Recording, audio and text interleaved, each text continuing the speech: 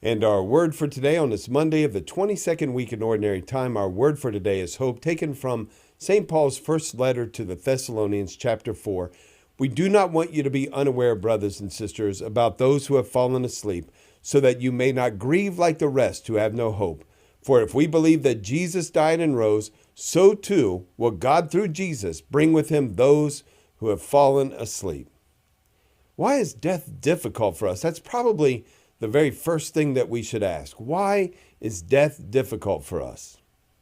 We weren't meant to die. We weren't created to die.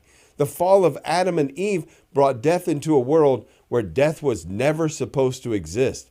Sin and disease and all of the horrible things that accompanied it were not a part of the original plan. Now, God gave us a plan that became even better because now we are sons and daughters of God, something that Adam and Eve were not. They were created in his image and likeness. Now we have the Spirit of God living within us. Yes, the end result is a better thing, but we experience things that we were never meant to experience, and one of them is death.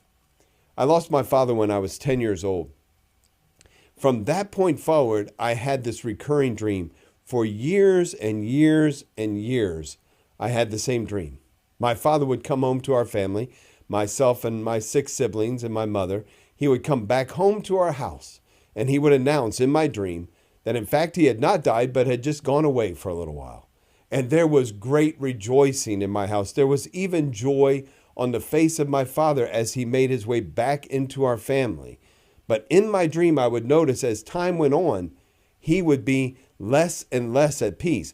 Right before my father had died, he bought a station wagon, a Ford station wagon, one of those panel station wagons. My father died in 1977, and this was a car made pretty close to that. And the station wagon, which was in pristine shape when he passed away, in my dream began to decay. And eventually, it ended up on blocks. And my father's presence also took on this sense of uneasiness. The joy had gone away, and there was something that was lacking in him in my dream as well. And as this decay was taking place, both in the car and in my father, I would wake up.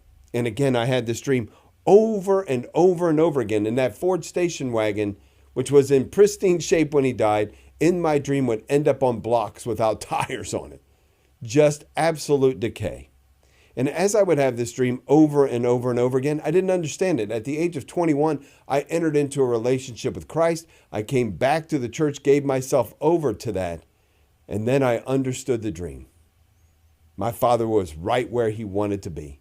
He was in the presence of God. Now, he had already died. He had already closed his eyes to this world. He had already been judged by God, and he didn't want to come back to us as much as we missed him.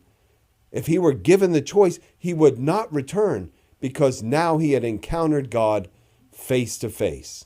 And that decay had stopped. In fact, he had been in the presence of pure joy, pure contentment, and would not choose to be back in this world where decay happens. And I had that same opportunity to be in that pristine shape for the rest of eternity if I would just say yes to God, if I would be faithful to him as my father had been. That is the opportunity for each of us, that we might have this life filled with joy and hope. Hope is our word for today.